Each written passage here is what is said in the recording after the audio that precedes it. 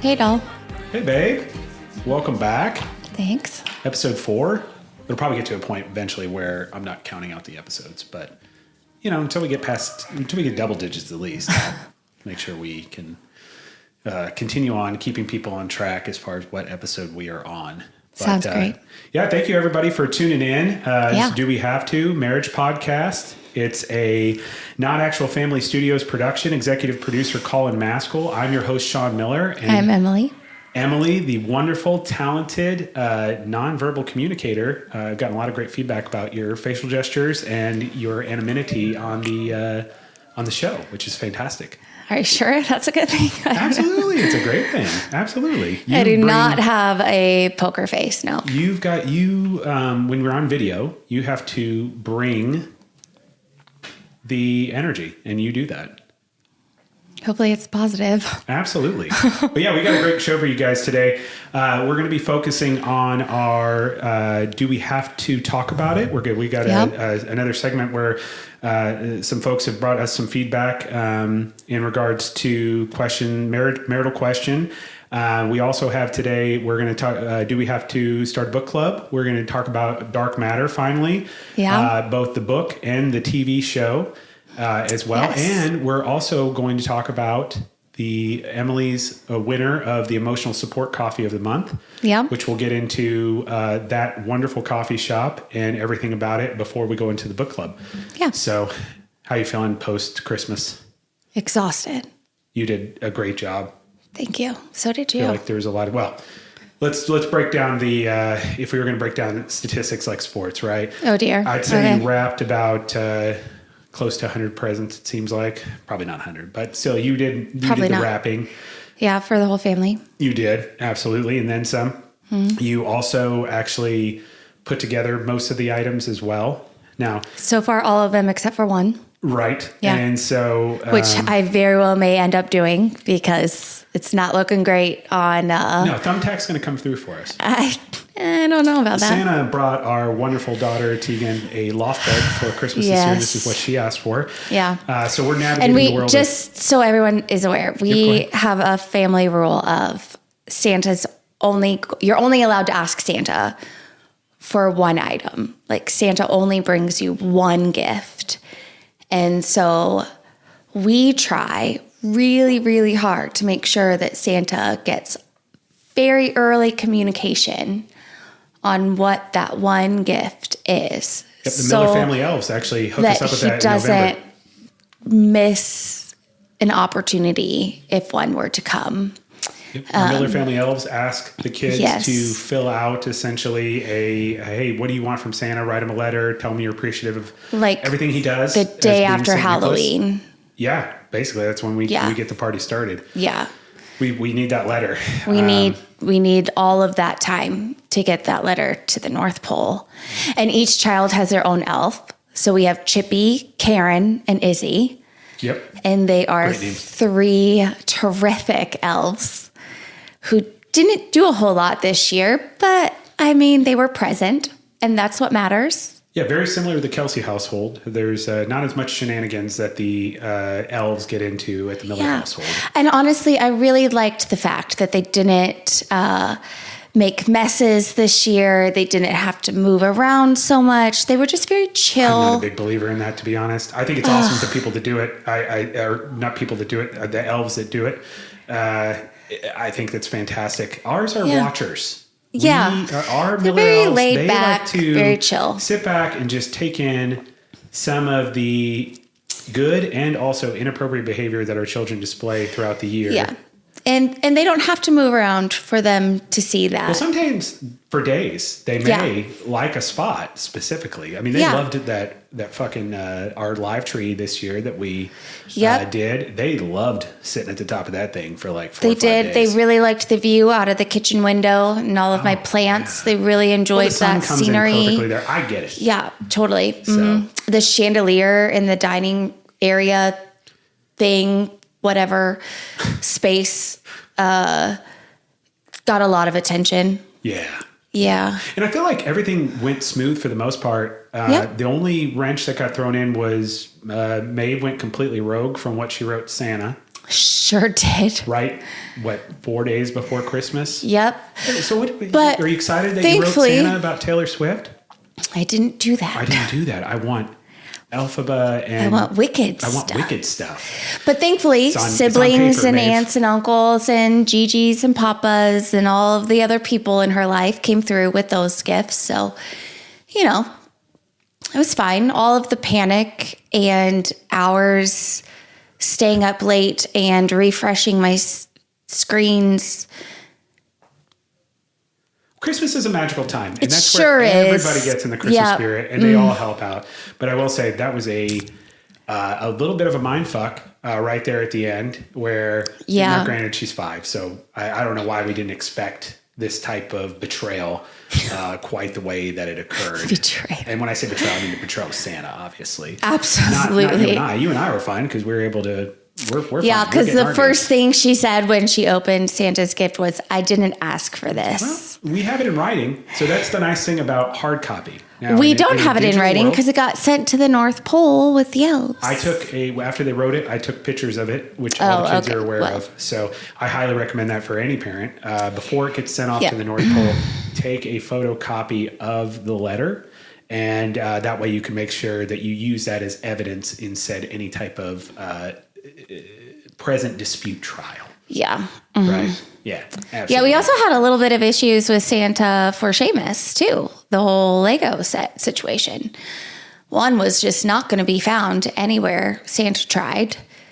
Well, ultimately, the one he asked for in the letter, again, see, just go back to hard copy. Go to the receipts. Yeah. That's what I say. Go to the receipts.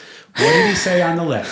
The letter fucking clearly states, in handwriting, by our child, he wanted the Harry Potter Hogwarts Express train Lego set. Yes. And what did Santa bring?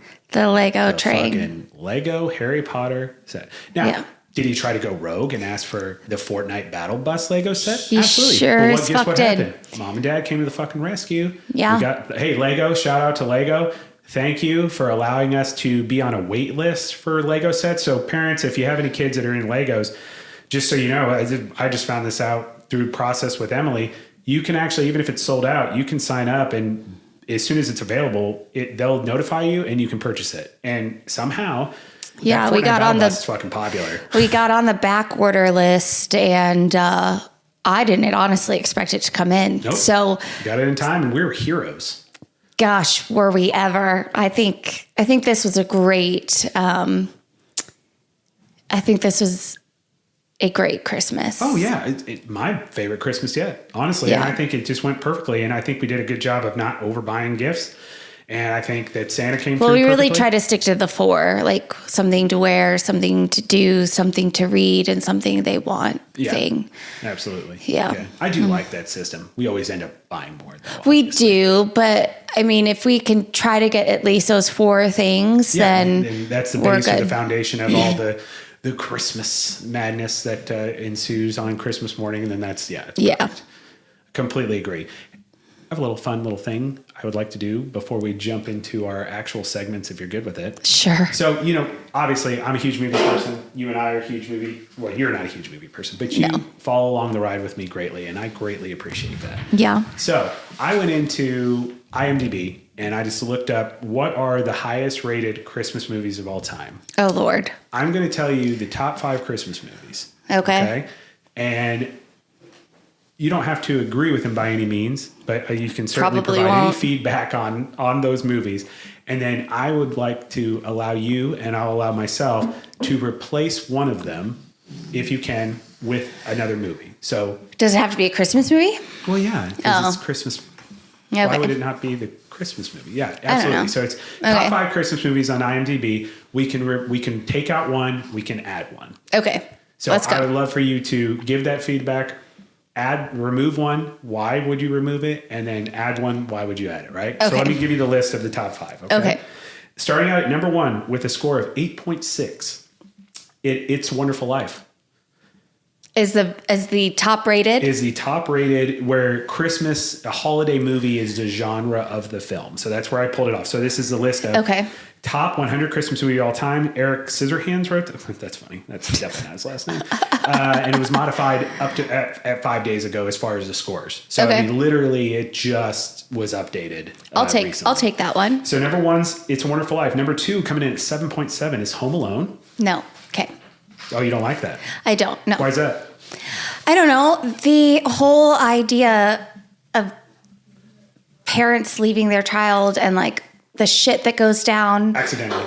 It's just, no. To me, that is not. Moira is one of your favorite television characters of all time. You're really going to shit on Catherine O'Hara right now? Absolutely. Like, do you know what they had to do? They were hosting like 3 different families, 20 kids. No. The child was being kind of a pain in the ass. No. Sleeps up in the attic. They oversleep. No. You sure? Yeah. Okay, that's fine.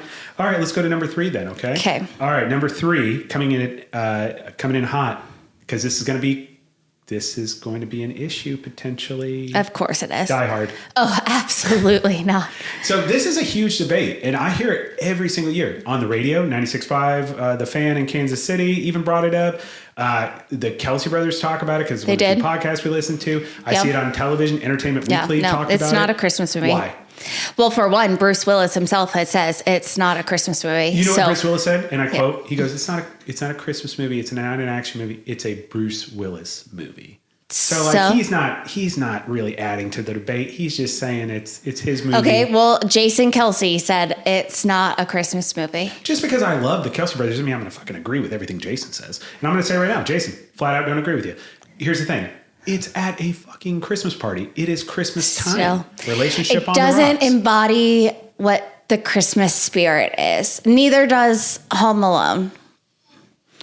To me, that's not what the Christmas spirit should be about. Home Alone that movie ends up symbolizing family and togetherness. And honestly, so does Die Hard, because guess what? That relationship's on the rocks. He flies out to California. No, next. Okay. All right. That's fair. Number 4, 1951's A Christmas Carol. So I assume the original theatrical Christmas Carol. Okay. By Charles Dickens. And then number 5 is Rudolph the Red-Nosed Reindeer from 1964, the television show, the claymation show. Oh, okay. I like that. You're good with that? Yeah. Okay. So you hated about half of that. That's fair. I was actually fine with it, except for the Christmas Carol one, just because I feel like there's been renditions of it that have occurred since then. Like Bill Murray's Scrooge is 10 million fucking times better. I kind of like the Muppets. I don't like the Muppet. Yeah, the Muppets Scrooge with Michael Caine, one of the goats, right? Absolutely. Yeah. So if I were going to remove one personally, it would be the Christmas Carol from 1951. Okay, and you would replace it with? I would. It's tough. I would. What would you remove though? Let's go. Let's start there. I want to remove 2. You can't remove. Okay, remove 2. Why not? I would remove Home Alone and Die Hard. No. Okay. And then what would you replace them with? The Polar Express. That's so good. And it's just such a connection with our family because we watch it every Christmas Eve with the kids. This year we took them to the theater to see it at AMC Barry Woods, which was fantastic. We were actually the only ones in the theater, which was a lot of fun too. It was. That was a I highly recommend too, if anybody in the Kansas City area, or I assume AMC does this all over the country, but it's really cheap to go see an old re-release movie. They do The Elf. They did, and we didn't see it, but the ones I tracked, they did The Elf, Polar Express. I think they did Christmas Vacation, which I really wish could have saw, and Love Actually, and maybe a couple others. But it's like $6 a ticket. Yeah. So you can't beat that. Yeah. So Polar Express, and then one. And I would also add, it's kind of a tie between Noelle. Ooh, and the Disney Plus Elf. original and the Elf. You love the Elf though. You've loved that since we were like. I do, 80. But I really like Noelle. It's got a great message. It really does. It does. It really does. What do you think? What is the message? What did you take from the show? Well, she was like, it's all about the perfect present. Like it wasn't about the Christmas spirit. It was about the materialist part of it, like getting the perfect present. Right. But it related to who the person was and why and. Right. But then at the end, she realizes that it's not about the present, that it's about the people. It's about the spirit. It's about, how Christmas time makes you feel and how you bring it all together. And like, it's about people and helping one another and giving, not getting. Yeah, no, absolutely. It's a good movie. And I highly recommend it if anybody hasn't seen it yet. It is a Disney original, so I don't know. Yeah. It didn't have a theatrical release, so obviously it's I don't know if that's a turnoff for some people or not, but it is a really good movie. Yeah. It's funny. It is well done, and it's got a lot of like spirit to it. Yeah. You know what I mean? So, yeah, no, completely agree. And I also want my own version of Snow Cone. Oh, the baby reindeer? Yeah. Absolutely. Yes, that's a fantastic character in the CGI character in the film. Like, how cute would that be? Yeah, no, absolutely. The other thing is, too, is, I don't know, I think Bill Hader does a really good job in that movie. Yes. And I think all the supporting characters. So does Anna Kendrick. Well, that's what I'm saying. I think everybody in that film does a really good job with all the characters. Even like the kind of the, I wouldn't say it's a love interest, which that's actually kind of interesting too, the way they do that, where it's kind of like, I mean, it is, but it isn't. There's a brush of romance in there, but it's really not, you know what I mean? And the ending and like there being a female Santa Claus is really cool. I think that's awesome because it's not about man or woman. She's actually just meant for the job. Well, I also think it helps symbolize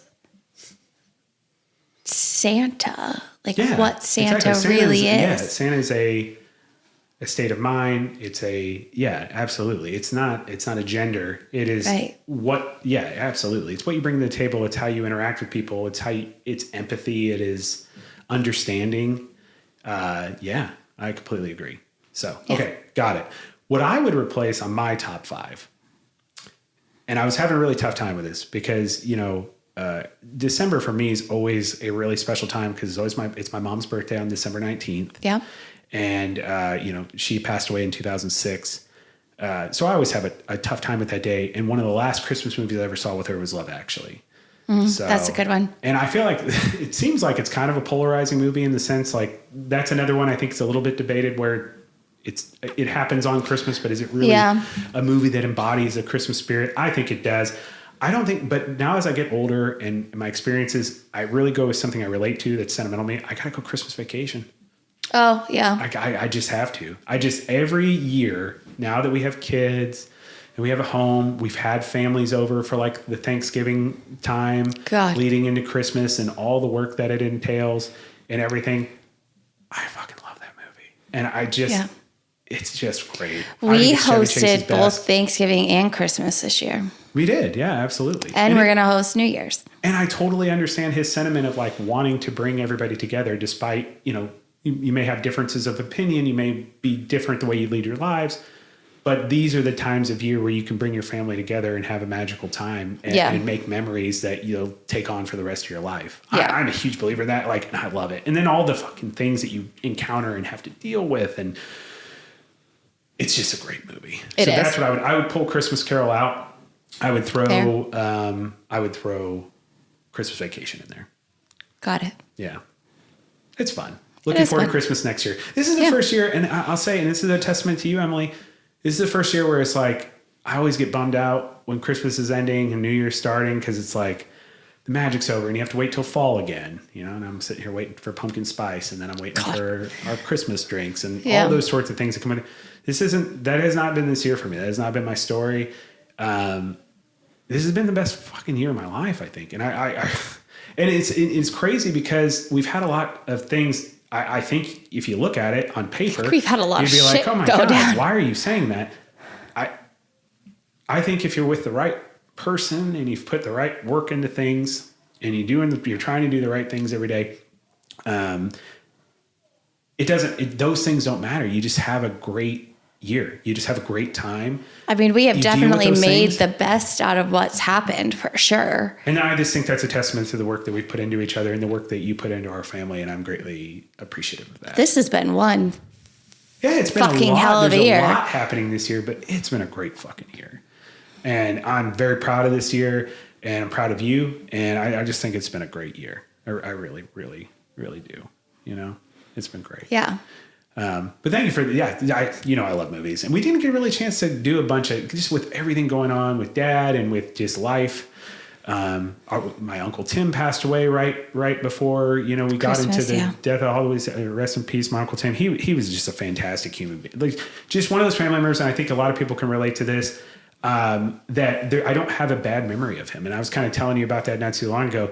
Like, I just don't, no interaction, whether I was doing great things or even if I was doing something dumb, I never had a bad interaction with the guy. And one of my favorite cousins of all time is Kelsey. And I've always had a great relationship with her, and he's a big reason why she is who she is as a human being. And, it's been a year, but this has been great. And it really is a testament to you, honey. Oh, well.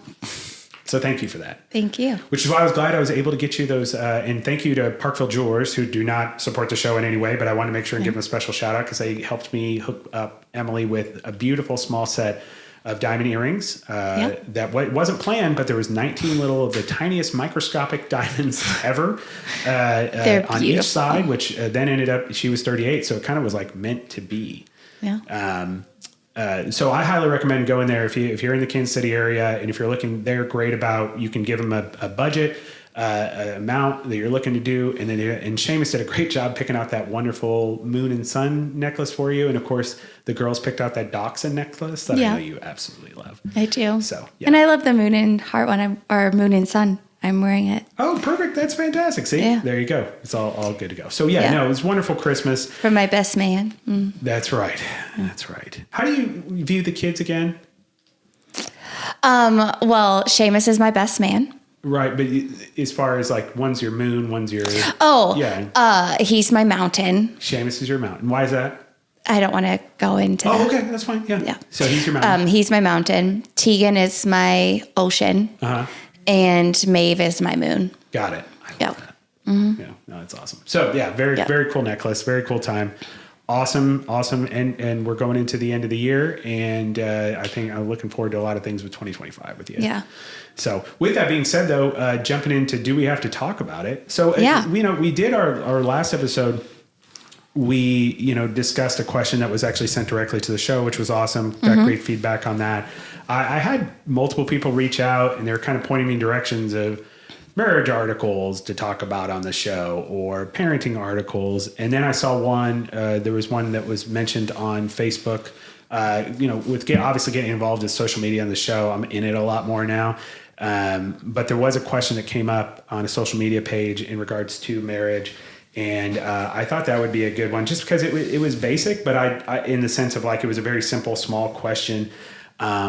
But it just kind of hit me of something that we can talk about. And especially this time of year where I think unfortunately, there's a lot of opportunities to come together, but there's a lot of opportunities for separation as well and kind of splitting apart, right?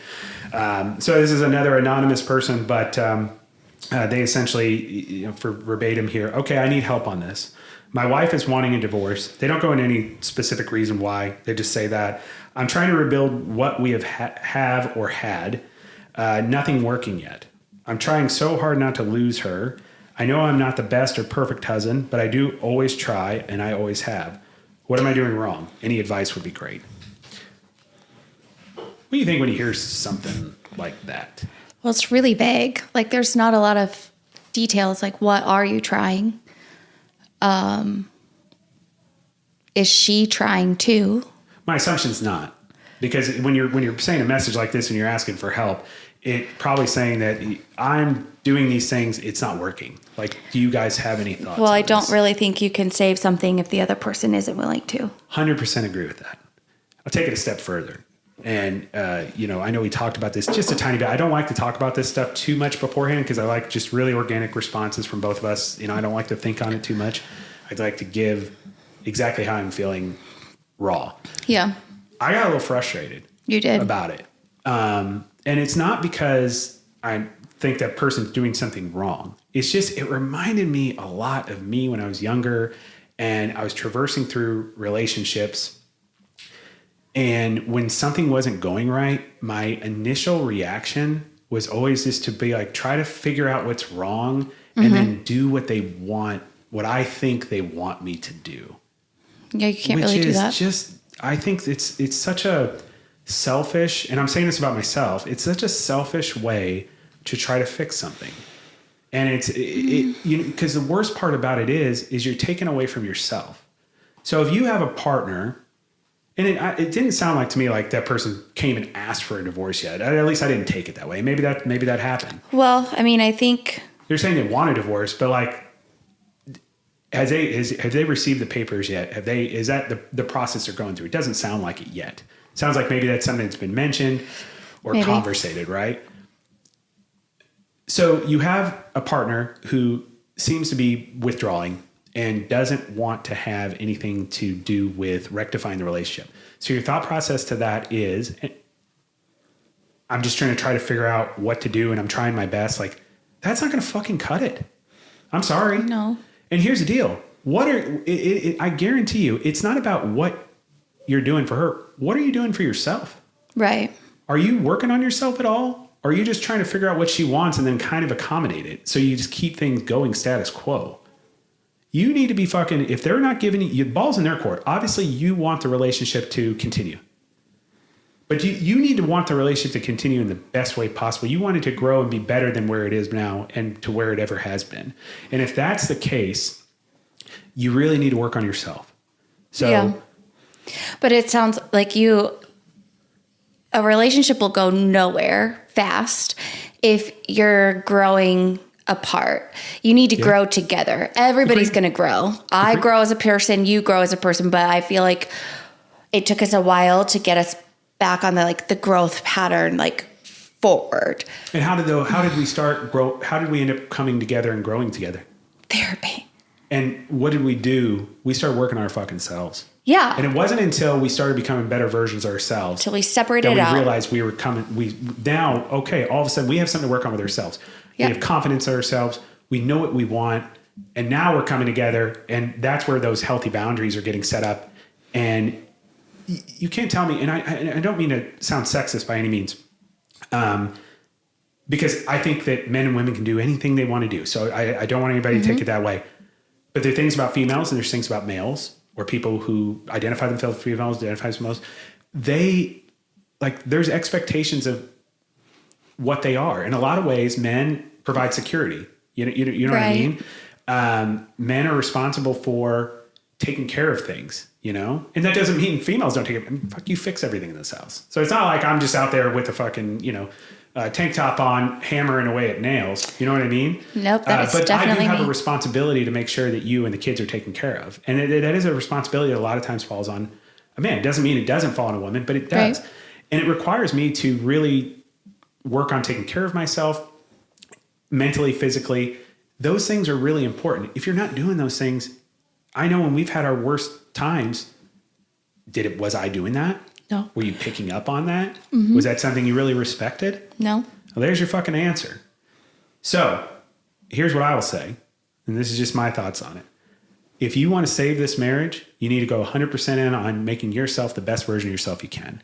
You need to make sure that you are exclaiming to this partner of yours that you want this marriage to work out, and you're going to make sure that you are accommodating. But you also need to have healthy boundaries. You can't just be her way or the highway. You need to work on yourself. You need to have healthy boundaries in place. That's what I was going to say. You can't just say, what do you want? And then give it to them because... Yeah, if it's a hostage demand, it's not going to fucking work. You need to get out. No, but it's also you're trying to be a mind reader. You can't do that. If you haven't asked the questions, what is it that we need to... if you don't know what's missing for that other person, then, and you don't, they said, they're not the best or perfect husband. Well, nobody is, and nobody's going to be. But honestly, that doesn't need to be a fucking focus either. Is this person trying to draw out the best in you? Do you want to be better because of this person? If the answer is no, then that's your answer. Yeah.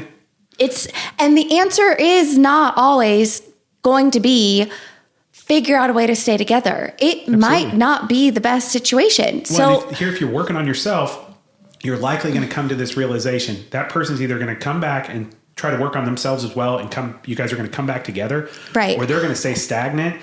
And then you're going to be like, it ain't going to work. It's not going to work. So let's go our separate ways. And you're going to be better for it. Absolutely. You could be better together, but you could be much better individually as well. Yes. And that's okay. Because guess what? You're going to walk away. You did everything you fucking could. Right. And you're working on yourself. So now you are focused on being the best person you can be for you. Completely agree. Not for somebody who's not going to respect it, contribute to it, support it. Like, if, you know, I don't know how to say this without, like, I don't know how to word it. Just say it how you feel. But, like, we can't hem and haw about how it's going to sound. Now, I know I do that quite a bit, but you know, you just got to say how you feel about it. And I completely agree with you. I mean, I think that the thing is that a lot of times if you're looking in areas to focus, and if you're thinking about the external, you're probably 9 times out of 10 going the wrong direction. You need to focus on the internal. The external gets taken care of eventually once you have the internal figured out. Right. Like, I know for ourselves, for you and I, when I get very self-conscious and very insecure in who I am as a person and what I do and don't do, that is a very big turnoff for you. You tend to distance yourself, and vice versa. When you go through, distance, well, like, you kind of just, like, not shut down, but it's almost like, I don't want to feed into your insecurities. Right. Like, you don't want to. I want you to feel valid in how you feel. That. But yeah. But when I am, like, really super proud of myself and I'm like, fuck yeah, I can do this. And I did this. And you're like, yeah, you are. And, like, hot. Yes, like, the level of, like, physical, like, attraction kind of comes back when you're not taking care of yourself. I'm not super attracted to that. Like, that's fair. When I don't take care of myself, you're not really into it. And you shouldn't be. If I'm not doing the things that I need to be doing to make myself the best, to be the best father and the best husband, you don't deserve that. Number one. And number two, it's not an attractive trait. I mean, at the end of the day, we're advanced. We're human beings. We have advanced thoughts. We're fucking animals. And resource allocation and fucking security are big things. And if we're men that aren't providing that, or women not providing that sense of security, we don't deserve to have good, healthy, long-term relationships. Like, you working on your goals is very attractive for me. And I know me working on my goals is attractive for you. Think about just doing this show, what it's done for us. Well, I mean, I know how hot you are for me all the time. And vice versa. Yeah. Obviously. Yeah. I'm just thinking about after the show. That's pretty much what I do during the show, is just think about after the show. You have to find a way to grow together. Yep. Because But you can't, you got to be standing on two legs. If you're the one growing and they're staying in this lane, and it's just continuing to either stay still or move further away, you're not going to get anywhere. You have to be you have to have a stable foundation to make a journey together. And if you don't have that, it's just never going to work as well as it can. Doesn't mean it won't work. Doesn't mean you can't have it. But you're not going to be always happy. And then those lulls are going to happen more. And sometimes they're going to be deeper. Mm-hmm. And that's where you run into shit like this. You know what I mean? So it just seems like only one person is willing to put in the work. Maybe, but we don't know the whole story. We don't. Here's the thing. This one is really big. When you fucking put something out there, and I'm not shitting on this person by any means. It's not that. And whoever wrote this, don't take this like I'm just like, oh, I see what you're doing. No, but it's so fucking easy to paint a picture where it seems like it's on the other side. And I just the fact that it's kind of like that direction, I just don't like that. It kind of says to me like, okay, both sides aren't doing things the right way. And if you really want this to work, all you can control is your side. Mm-hmm. Fucking get to work. Yeah. Work on you. Work on you. Mm-hmm. Here's 3 things. Get a physical win every day, get a mental win every day, and get a productivity win every day. And that doesn't have to be with your job. No. If you have a passion project, a side hustle that you're doing, get a fucking win there. And if you're doing that consistently every day, you're going to be moving in the right direction. And then those conversations are a lot easier because those conversations are set up because your partner's seeing it. They're seeing it, and all of a sudden there's an attraction there to that. And then those conversations about you guys being together are easier. And then get fucking therapy. Like I know we just slam on this nonstop on the show, but I won't fucking stop because it has worked too well for us, and I've seen it work too well for other people to shit on the process. And you can try to go around it all you want, but all of us have our own individual trauma. All of us bring trauma in together and create it as couples, and it's minor or major. Yeah. It's stuff we need to work through with a third party. Somebody who's trained to do it. So. Yeah. And that's all I'll say about that. Same. And I really appreciate the fact that people are kind of directing us. We've gotten a ton of great feedback from the show, much more than, again, I know I say this, I probably sound like a broken record, but much more than I've been expecting. We have thousands of hits on our YouTube page. We are seen in Canada, Australia, the UK, Mexico. We have people, and I don't fucking know people in those countries. I don't know if you do, but almost all the states in the United States are listening to the show or watching the show in some sort of capacity. It's been an absolute dream, and I really do appreciate the fact, and I know you do too. That people have been as interactive as they have with the show. And give your opinion. I mean, fucking that laundry little video or little segment of our show that we talked about last time. Jesus Christ, that brought some energy out for some folks. I got called a narcissist, by the way, which was fantastic. I have labeled the containers. I saw that, which is fantastic. Thank you for labeling, by the way. I have not fucked up laundry at all since then. I don't know if you've noticed, laundry is fucking smelling good and there's no stains. Thank you. I'm so glad I'm contributing at a higher level.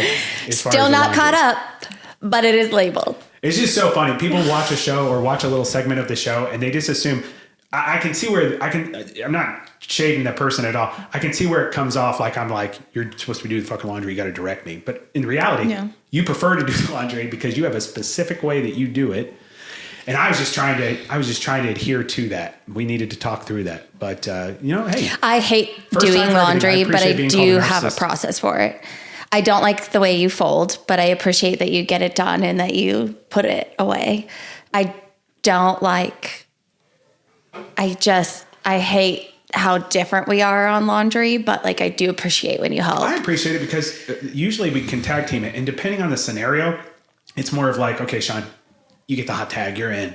That happened with the dishes. Right? Yeah, you just got to get it done. I had done 17 loads of dishes, and I was like, I boycott the sink. Reorganized and everything cleaned, and maybe some stuff built. Well, yeah, then you come in and you do your normal thing. If you just want it, you want a quick and dirty job of it done, I'll come in and we compliment each other. I appreciate that about each other. It's not that one of us is responsible for it. You are, I would say, of our relationship, you're OCD. Very. And so that can fuck with you if we're not kind of trying to, not saying we're like prisoners just doing things the way Emily wants them done, but no, you are more particular about those things. It does not fucking bother me. I just want to get it put away. I am trying really hard to let go of things. You don't have to try really hard to let go. It's no, but fine. We're trying to give the kids more chores, and I'm trying really hard to not go back and re-sweep or re-vacuum or that's fine. I'm sure organize something, but when they go to school and I come home and I have an extra hour or so, I will completely reorganize one of their rooms. Yeah, no, completely agree. And it's the thing is that I just can't deal. Hey, but you do a lot of good with that. You take something that a lot of people look at as a negative, and it really is a positive as far as in our household. And it wasn't really until my best friend, since I was 9, gave me the best advice one time. Because you and his wife are very similar as far as very particular about how you do things around the house. Yeah. And he said, I found that we always had the hardest time as far as interacting or communicating when I said, or I gave her a hard time about being like that. Like, why are you so worked up about how this looks? Just, whatever. And then I started just asking, how can I help? Yeah. I just thought that was the most, shout out to the kids, Uncle Will. I just thought always that was the best advice, because it is. It's just how do I be a part of that to where it's conducive to what you want the outcome to be to our household? Because it really does stress me out when things aren't done in a certain way, and I know that that's a problem. I know that that's just me. Oh, it's fine. There's going to be partners that one's more particular about the way things are done. People think it's crazy that I mop our walls, but the kids touch the wall and they get crap all over the place. We have chocolate protein shake on our ceiling in our living room because they dropped a cup and it like Yep. volcanoed everywhere. And they're like, how did that happen? And I'm like, well, I'll clean it when I mop my walls. And they're like, what? And I'm like, every 2 weeks, I mop our walls because they get disgusting. Yeah. And I didn't feel like getting the mop out until it's time to clean the walls. Yep, you're absolutely right. Like, I don't know. I cannot wait to paint. It's just, yeah. Anyway. Yeah, no, I hear you. And that's why coffee always comes in handy, right? God. Which, always. by the way, I'm excited with this episode. You know, it's been a little bit since we talked about coffee, obviously. I live and breathe by coffee. Two reasons why I'm excited about this. Number one, I was waiting to announce this, and this is just such a cool thing about all the interaction and response we've gotten to the show and the positive stuff of the show. We've got our first sponsor. We do. Which I did not think that would happen anytime soon. No, but I'm super excited about it. But we do. Yeah. And it is so awesome. So with that being said, the sponsor of Emily's Emotional Support Coffee of the Month is Emma's Enchanted Travel. Yeah. And a Disney World and Universal Studios travel planner. That is what she is. That is what she does. And she offers so much. All of her services are completely free. What is that? They are free, meaning you do not pay her anything. She gets everything from Disney, from Universal. You don't have to give her $1. And I don't know how we've worked with travel planners before where we've paid things down, right? Yeah. Or provided payment things and they kind of go and do with it. That does not happen here. She gets everything done. And they pay her, which is just awesome. So you don't pay any additional fees to use her as your agent. She has a deep knowledge and passion for the magical theme park. She's been there multiple times.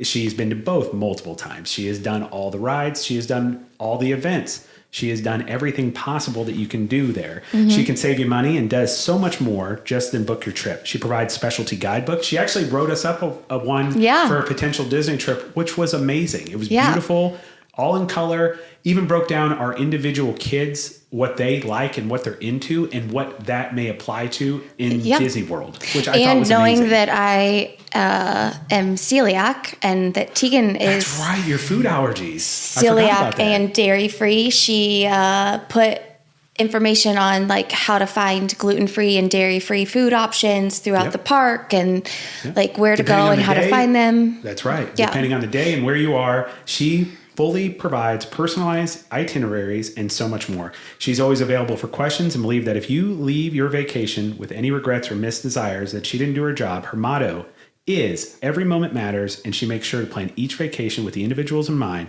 so they can have the most magical experience possible. So you can check out her website at www.emmaenchantedtravel.com, and you can follow her on Instagram at EmmaEnchantedTravel. To begin a consultation, just shoot her a message or go to her site and follow that process, okay? Yeah.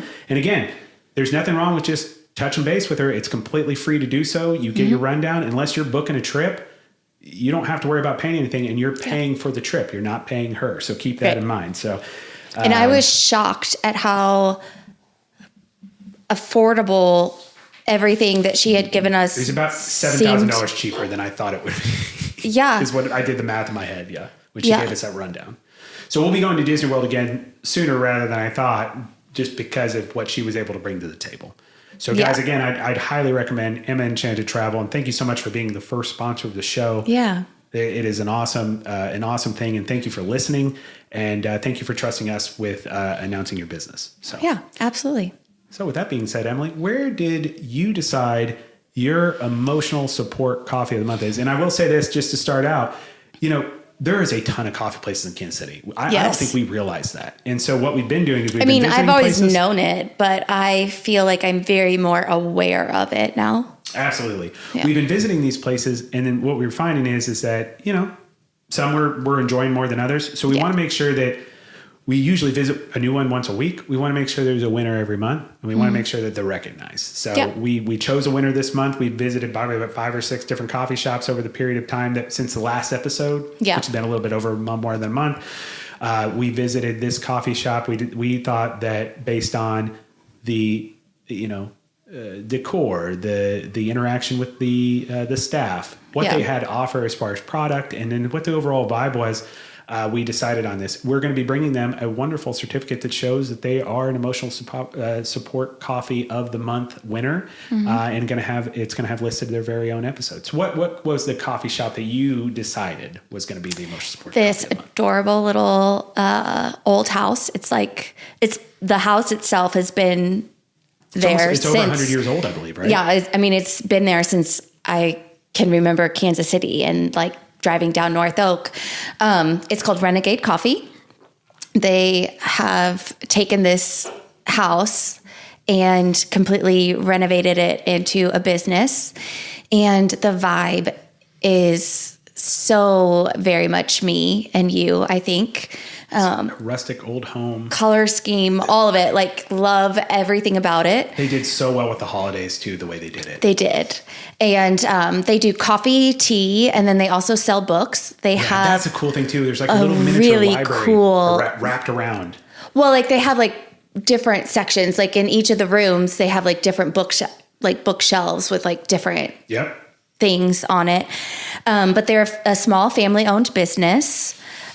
We also got to purchase like a bag of their we've been roasted the coffee at home on top beans. Of getting coffee there for sure. Yeah, and we got their compassion blend, I believe is what it's called. What's that associated with? And forgive me, because they had it like they had just like a couple bags out of it, and a percentage of the proceeds for that blend went towards the family working towards an adoption. Yeah, that's right. So that's what their kind of their passion as far as and so I don't really know much more about like the family.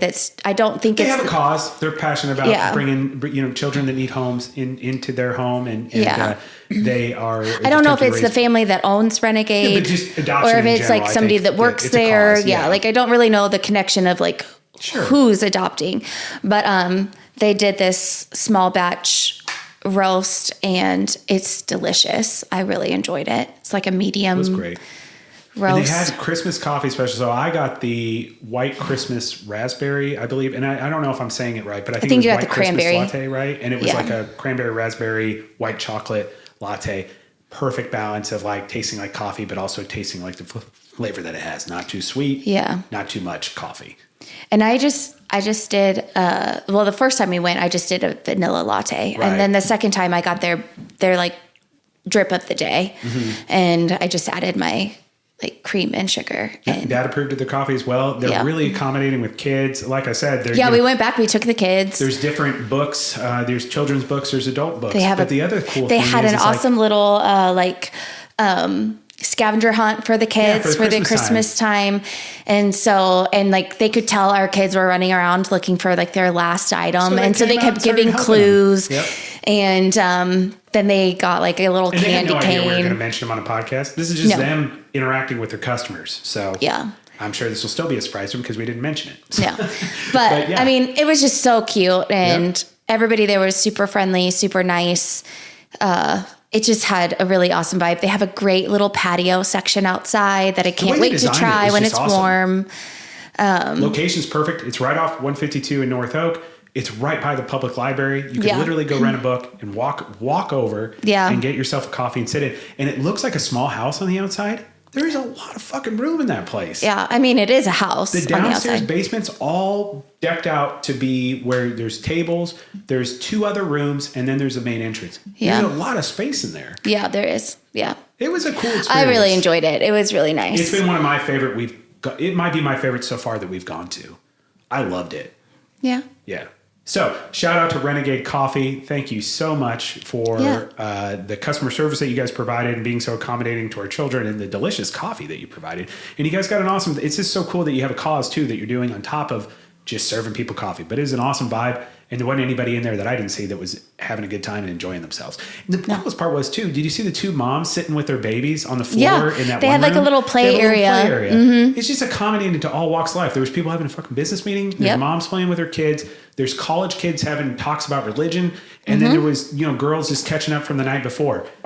Yep. Like you could not have more of a melting pot of people coming together and feeling inclusive. or feeling included. You know what I mean? Yeah. It was a cool story. So shout out to Renegade Coffee. Thank you for being Emily's emotional support coffee of the month. And we'll be bringing Lord knows I need it. we'll be bringing that certificate by, and we'll be posting that on our social media here soon. Yeah. So, and then with that being said, because we're talking about emotional support coffee, obviously it's going to go into our, do we have to start a book club? And our first segment, our first time doing a book of the month club, we're doing Dark Matter by Blake Crouch, which also had a TV show recently, a 9-episode TV show on Apple TV Plus. So we watched that. We read the book first, and then we watched that. What was your first? Well, I guess maybe we should. Do you want to run down a synopsis of what the book's about, or would you like me to provide one, and then we can kind of go into what your initial thoughts were on the book, and then we can jump into the TV show. I mean, the book is very much not my type of thing. Like, I would never. It's a sci-fi fiction. Yeah, I would never have picked it up if it hadn't been for you reading it and like loving it. But I think because there had that like love story in there, I think that's what kind of caught me. But yeah, it's a sci-fi. It's multiverse. Multiverse. Oh, multi-universe is fine. Sorry, I apologize. And I don't know. You kind of like, there's a lot that plays into it, and it kind of just all intertwines together, and then it breaks apart, and then it just like, I don't know. I'm not going to do a good job explaining it. You're doing great. It's a world within a world, right? When we start families and we make choices to come together, because that's really what it is. This whole story is based on choice, right? We create worlds with the choices that we make, right? And the main character, Jason Dessen, he made a choice young in his life. He had an opportunity to have this great career as a scientist.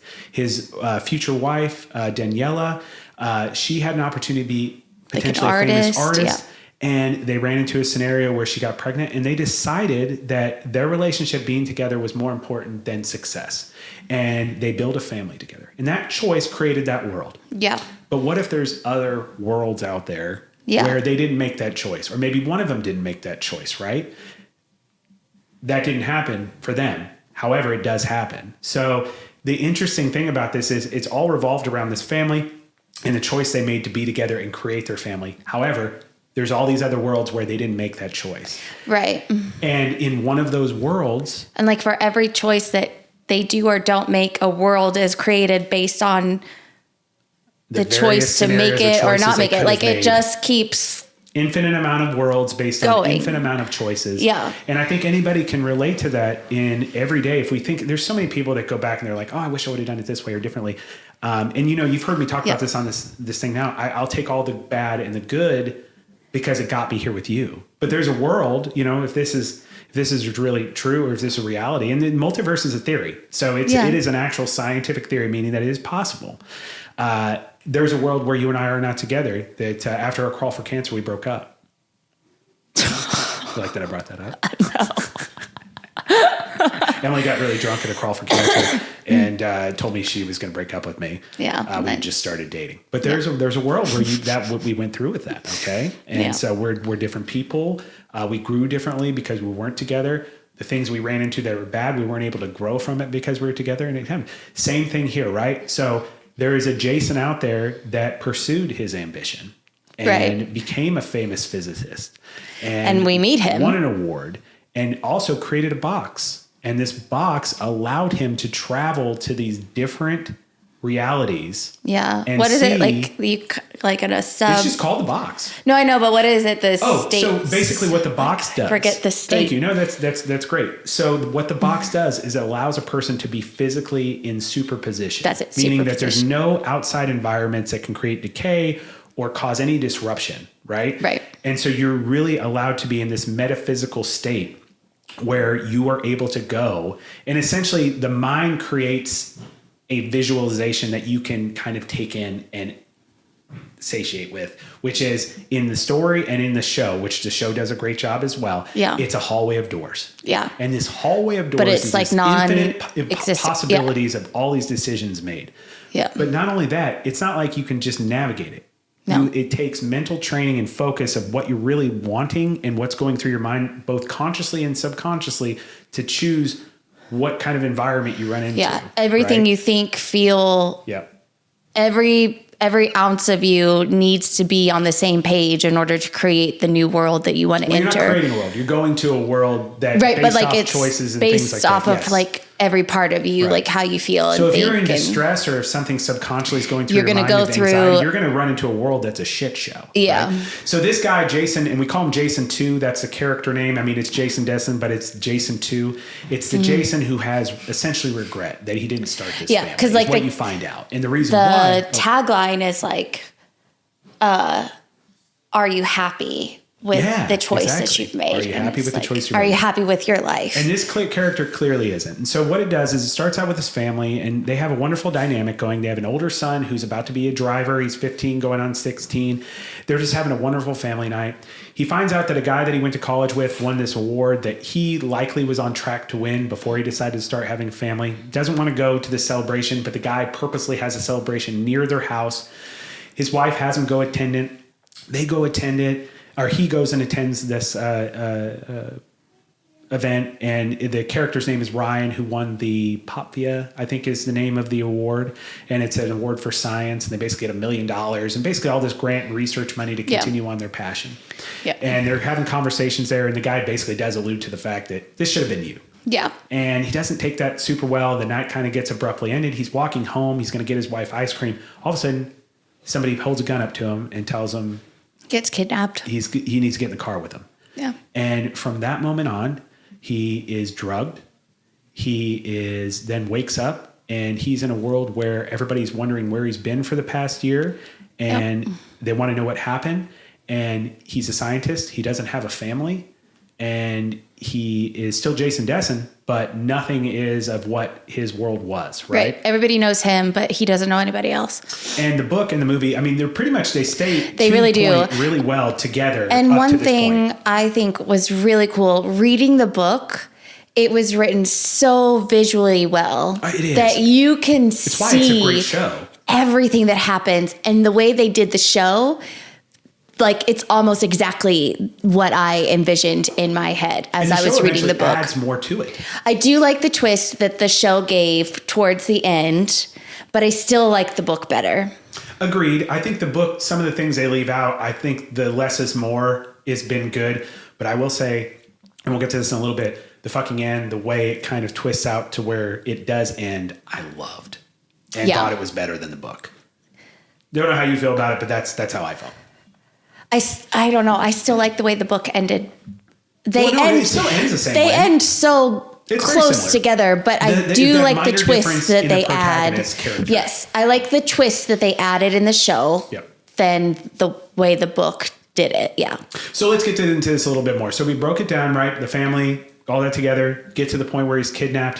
He obviously wakes up in a world where it's Chicago. And sorry, I should have said this is a family in Chicago.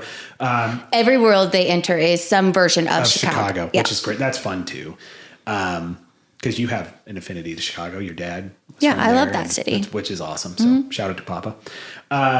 So with that being said, he wakes up and everybody's wondering where he's at. He clearly knows who he is. People don't realize though that he's not the Jason that was from that world. And like he figures out that he's he been knows replaced. Who he is, and he eventually figures that out. They talk to him about the box. The box was something that was in Jason's mind. Like when they were before they made these choices that kind of broke apart these different versions of Jason, the box was always something there. So he had a small microscopic version of that he, in theory, was talking about doing. But when he started to settle down and build a family, that went to the wayside, and he became a professor at a small university. Yeah.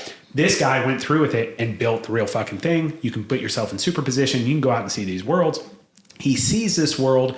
He finds it. And obviously, he's trained his mind to think about that one choice, which was when they got pregnant, he ended up deciding, Jason 2 decided that he wanted to pursue his career. It was not a good time. Right. And in that world, Daniela as well decides not to keep the baby because he doesn't want to be a part of that process. And they splinter off and they go do their own thing. She becomes an artist. He becomes a famous scientist. He builds this box, and that's how he's able to get to this Jason. He kidnaps him, throws him in the box, sends him back to his world. And in his mind, he justifies it with, I know this guy probably regrets not pursuing science. Right. Just like I regret not pursuing Daniela. He'll be happier in this world. I'm going to be happier in this world. It's all going to fucking work out. Right. Like we all think things do. Right? Well, I think one thing to note about Jason too is he thinks he's doing something noble for him. Better yep. for the other person, even though he's kind of shitty.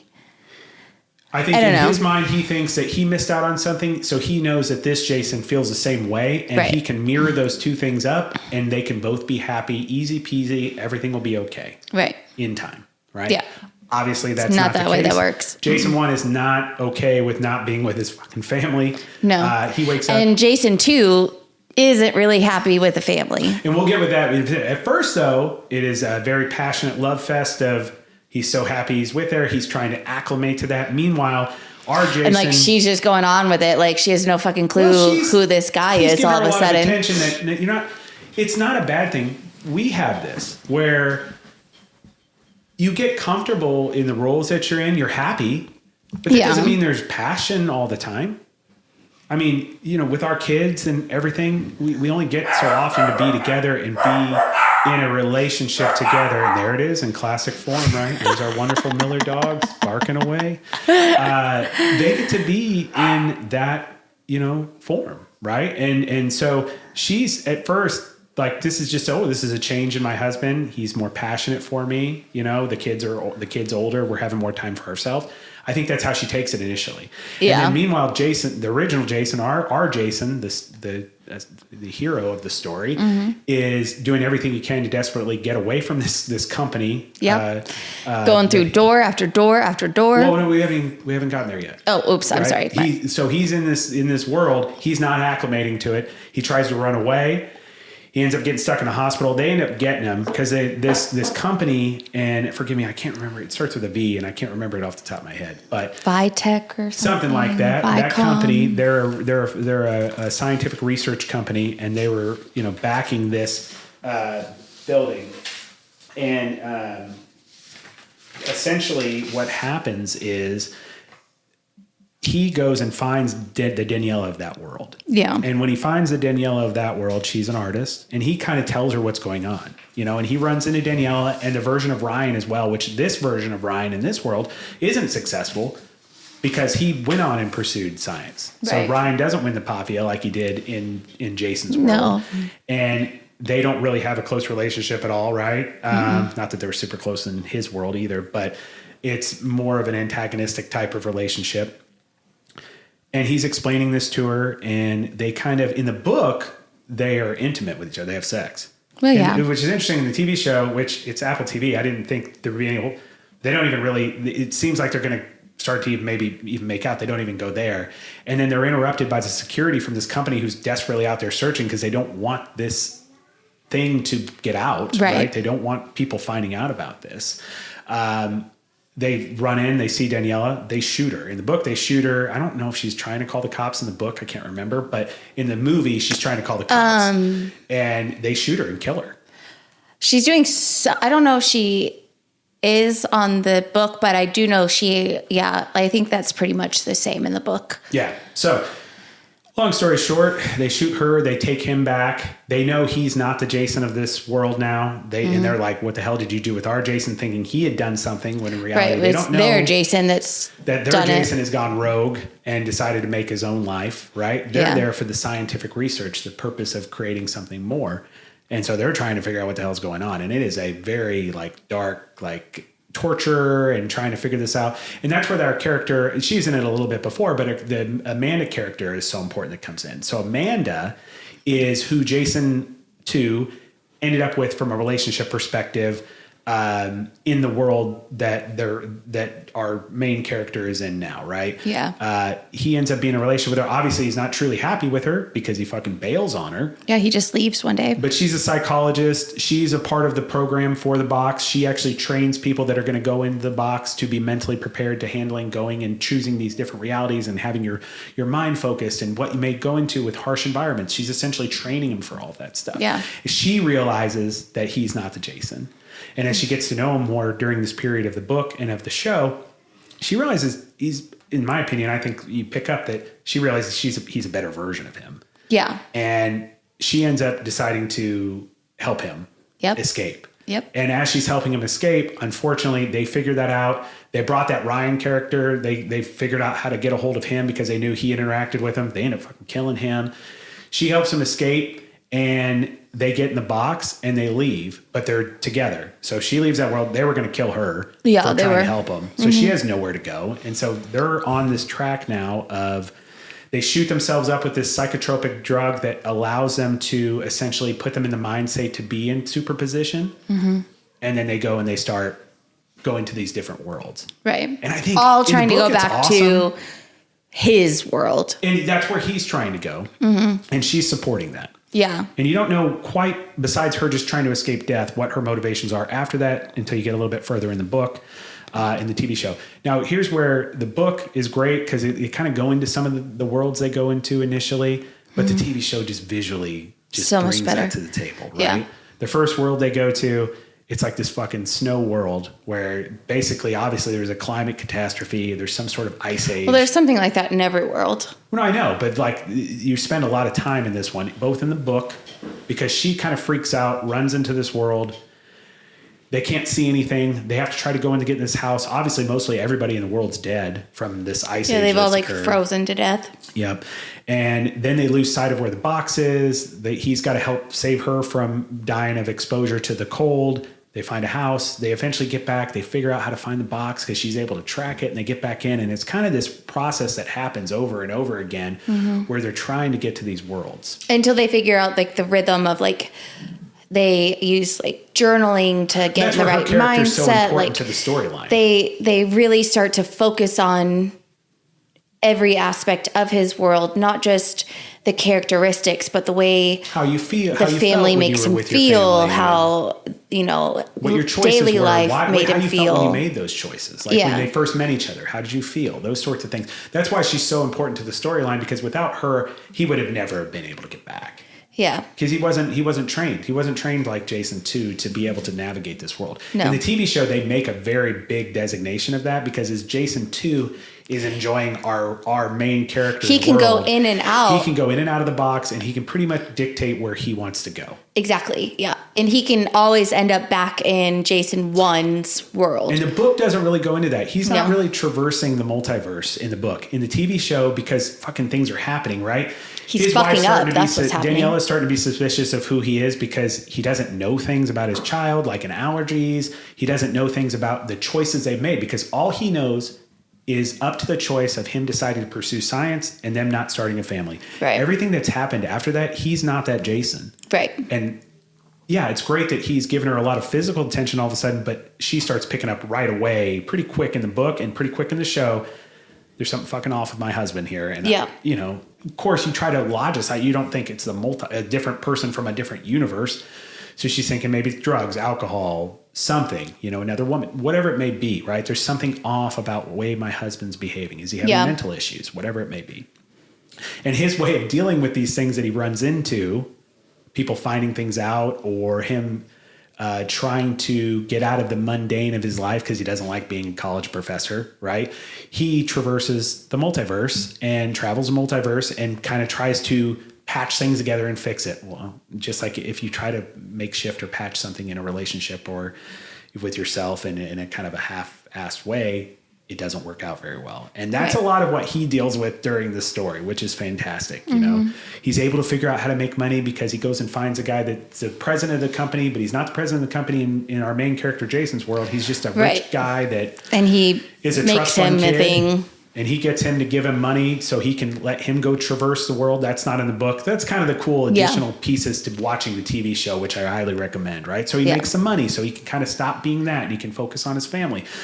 But that's not great, because then the wife, as she's getting suspicious, she figures out that he has this drug. She thinks he's a drug addict, but it's the drug that allows you to be in superposition and visualize and go to these different universes. Well, Ryan, who's won the award in our main character's world, created the drug. He's the one who's in the process of creating that drug, and he's like, you fucking stole that from me. So what does he do? He gets rid of Ryan. And in his way, this character's always constantly justifying his actions by doing something he thinks that it's better off. So he drops Ryan off in this utopia Chicago where people get along and the environment's clean and everything's great. You're going to be happier here. It didn't work out this way, and he drops him off and he locks him out, right? Yeah. And then meanwhile, we're giving a lot of spoilers away. Well, it's not a spoiler. This is a book club. We're going to talk through it. So I'd highly recommend, like, just going forward when we talk about a book or a TV show, we're going to talk about it in its entirety. So, and it's fine. That's what the whole point of doing this, right? Yeah. When you get together at a book club, you don't fucking talk about the highlights. You talk about the book and you talk about the show. So we get back to Jason, who's traveling through the multiverse with Amanda. I'm just saying, traveling through the multiverse with Amanda, and they're just bouncing back and forth. They're running into places where there's no atmosphere anymore. And they're just kind of like, we got to figure this out. So they stop and they try refocusing and do mental preparation for it. Well, as all that's happening, there starts to be a romance that starts blossoming between the two, because obviously she had a relationship. She knows Jason to a certain level. And because she built a relationship with Jason too, there just naturally is some things there that they start coming together on. And as that starts happening in the book, Jason pulls away. In the TV show, they more are starting to come together. Yeah. And there comes to a point where it's kind of shit or get off the pot. Like, either we're going to just go, this isn't going to work out. You're not going to get back to your family. We need to go start our own lives. We'll find a place. And of course, it all ends up in this utopia Chicago. But we don't know that yet. Well, that's my point is, though, they eventually get to this utopia Chicago. Mm-hmm. And I don't know if that's how it happens in the book. I don't think it does. I think they're just traveling. And in the book, she decides, I'm never going to be what you need me to be.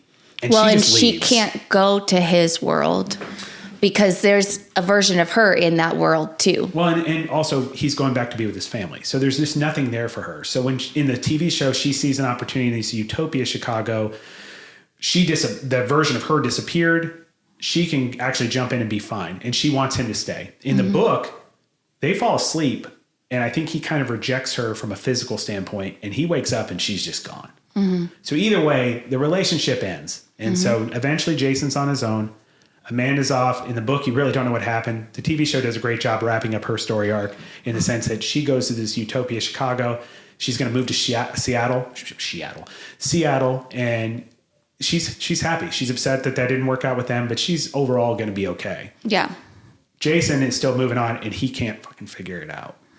I might want to bring up too, watching the TV show and in the book, there is a world they go to where, and this is, we're only a couple years after COVID, but there's a disease that goes through. Yeah. Oh my God, that's horrific in the book. And they do such a great job in the TV show where he goes and shows up at his house, and Danielle is still alive. And she's like, oh my God, you died. You died. Yeah. Or you like an angel or whatever. And she's on the process. She's going to be dead any day now. Yeah. Charlie, their son, has already died. Yeah. And he ends up helping euthanize her. Yeah. Oh my God. That in the book and both in the TV show, it's fantastic. Sorry, I didn't mean to jump back on us, but so he's still going through the process, and you don't think he's quite going to get out, but eventually he's able to do so. Yeah. And he does get out of the world.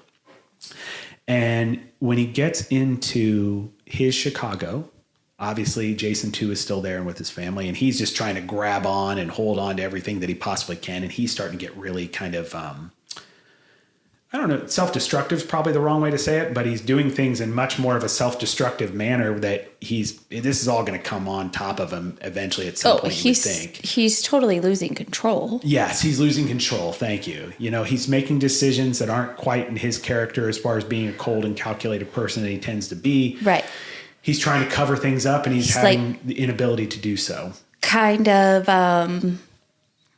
I don't want to say panicking, but he's getting frazzled. Yeah, he's not able to keep up with all the shit that's going on, and it's very obvious he's a phony. Mess. Yeah, right? He's made a goddamn mess of himself. If you're not being organic and you're not being real, people pick up on that shit, and that's what's happening, and it's kind of falling apart around him. Also, in the TV show, they do a good job. He's not very happy, and I know in the book they kind of allude to that, but they do a much better job. Like, he realizes the grass is always greener isn't fucking exactly what it turns out to be, right? Mm. And so as our main character, our hero, Jason, enters this world, he's making his plan to take his family back. He goes to a gun store, and this is where it gets great. He goes to a gun store, and he's buying stuff. And in the book, when he goes and he interacts, the lady initially brings up right away, hey, you were just in here. Mm-hmm. And all of a sudden you're like, what the fuck? So you're thinking Jason 2? But no, it's not Jason 2. It's another Jason 1. That's right. And so to your point, right? Every universe and every choice he made. So when he goes into these doors, he's creating another version of himself. And then there's all these choices that are made while he's in that universe that creates other universes. And some of those Jasons make it out. And what did they say? It was like... They're all a version of Jason 1.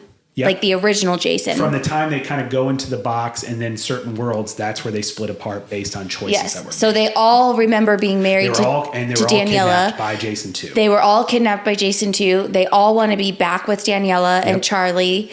And they are all working towards getting back to their family. And some of them make it, like hundreds of them. I think, right? Yes. So there's fucking hundreds of him running around. And eventually they organize like a chat page where they're all talking about how they're going to figure out getting rid of this Jason. Yeah. And where then some of them are individually messing each other and saying, hey, let's just fucking get rid of everybody else. We'll team up. And then we'll take turns being Daniela's husband and Charlie's dad. Yeah, like joint custody or something. Fucking well done and thought out. And visually, they do such a good job in the show. Yeah. And that kind of all climaxes to where eventually our hero, Jason, gets himself arrested on purpose. Yeah.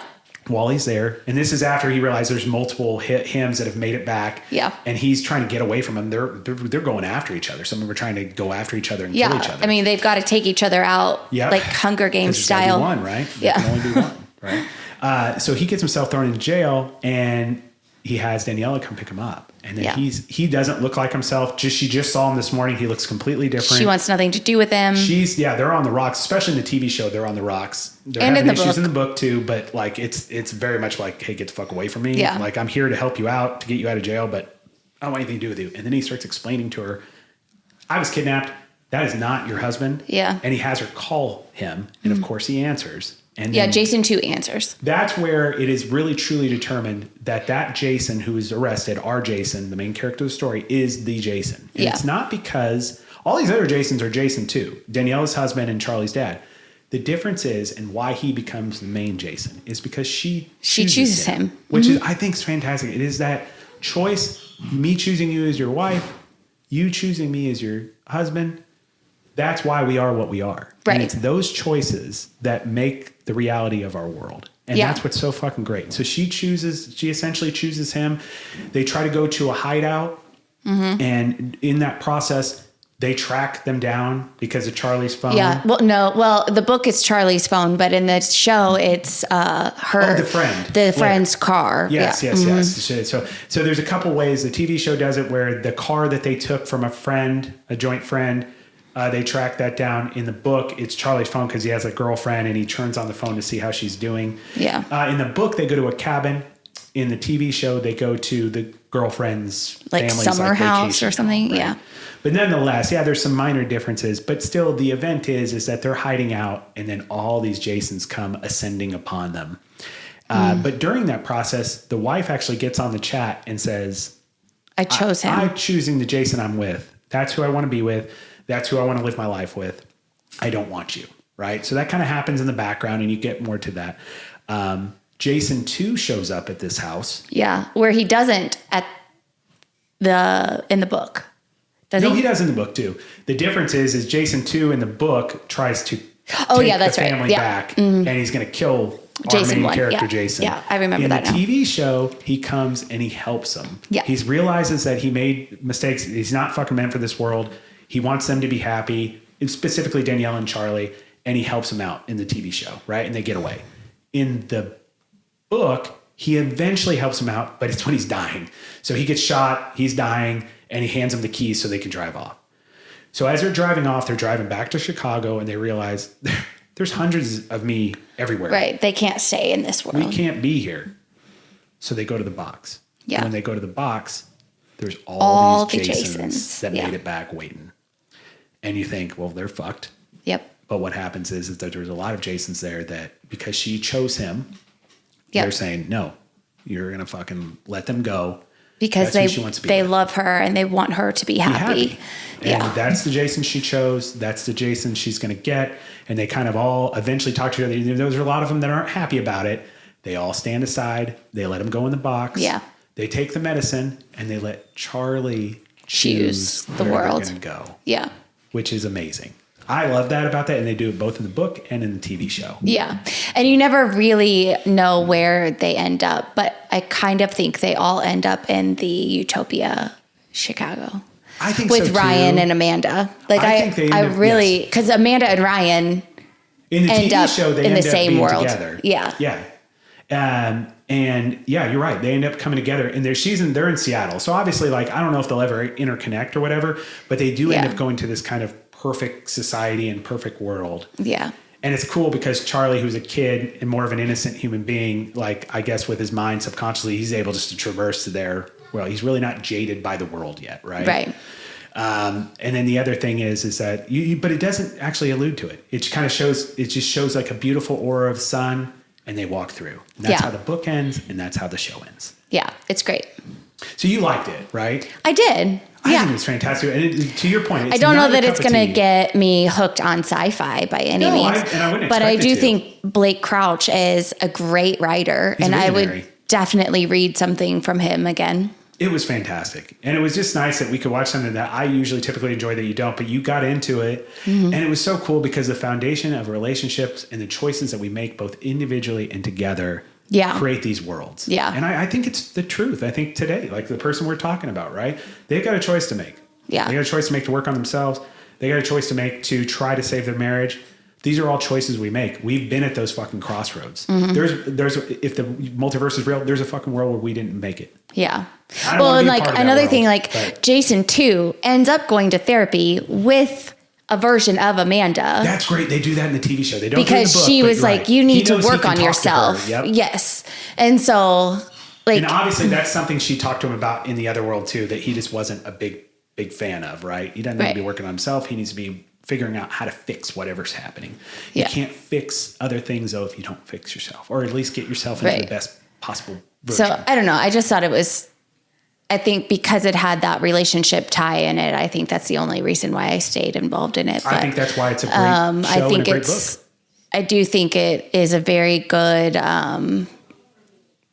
like explanation of like the multi. Just opening the door I don't randomly. know of the multi-universe and all of that stuff. So I definitely, I mean, I've heard it. You've talked about it, but I'm like, whatever. But it really does, like, every choice you make has a consequence, whether it be positive or negative. And like, there is always that path unknown and that path untaken. And, you know, and do we regret this it? is kind of like this visualization of it.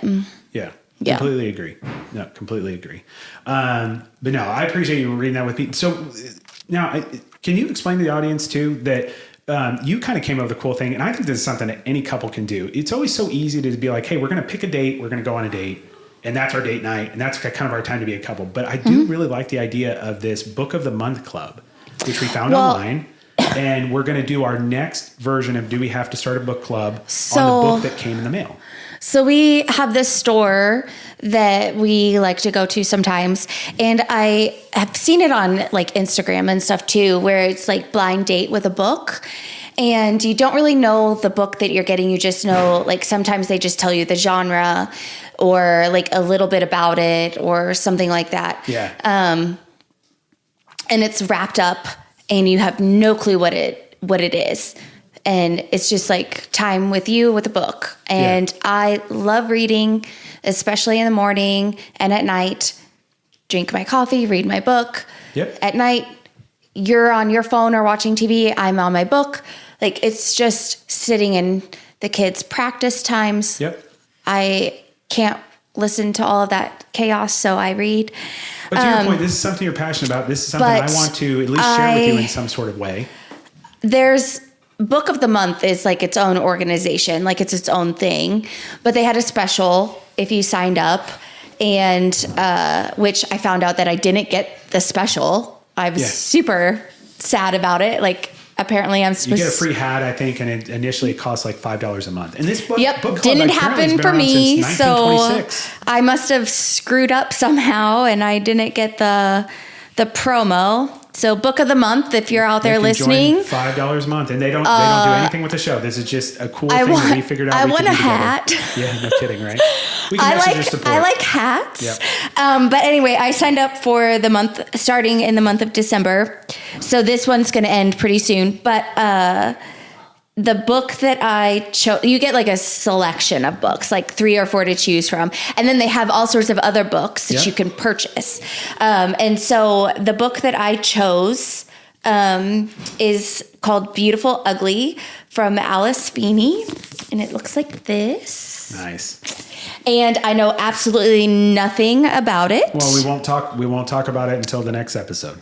So that's the book we're reading. We don't need to go into synopsis of it. We'll mention it we'll put it on our website, dowehavето.com. Yeah. And that'll be our next book that we tackle next month. Yes, I'm super excited to dive into this one.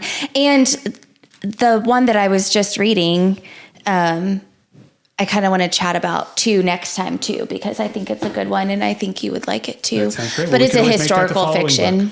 Yep. Well, no, because I'm going to just post on our website and our social. I'm going to take a picture of all the books that I've read in the year 2024. Yeah. And try to link them all to our page somehow. Sure. Or have you do that because you're a lot more tech savvy than I am. But that way, I mean, I read all the time, and I would love some suggestions for books for book club. Well, you use multiple I also ones, want to do like has any books they'd the like Rory to... Gilmore Book Club Challenge. So if anybody wants to join in on that, I've got that coming for 2025. Sure. Everybody knows I'm a good Gilmore girl wannabe. Absolutely. So, yeah. Absolutely. Yeah. No, that's great. So be on the lookout for our next book. We'll be doing that here in a few episodes. We'll try to get one out a month. If it has a TV show with it, we'll break that down too. If not, we won't. But yeah, no, this is fantastic. And thank you so much for taking the journey with me on that initial book review. I think it went really well, and I really enjoyed that. But it's one of those things like, date night doesn't have to be a specific day and time. Date night could be going on for days, for a month, even if you're and then you just get together and chat about it. Yeah. Yeah. And book of the month can be that thing. So I highly recommend that. That was really cool. It comes in a little fun blue box, drops it off once a month. It's pretty awesome. So yeah. But with that being said, I guess that's going to wrap up the show for today, and really appreciate, there was somebody that messaged me, and I think it was on Twitter, but they were like the Do We Have To crew, which I don't know what we would call our audience, but I did like that somebody referred to the audience as the Do We Have To crew.